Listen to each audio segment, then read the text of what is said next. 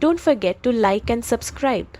Today I'll show you how to add an unsubscribe link to your Klaviyo emails to keep your list healthy and compliant. First, log into Klaviyo and go to Campaigns.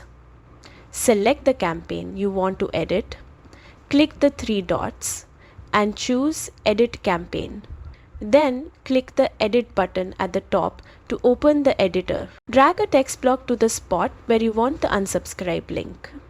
Type this exact code, unsubscribe. This will automatically create a working unsubscribe link for your recipients.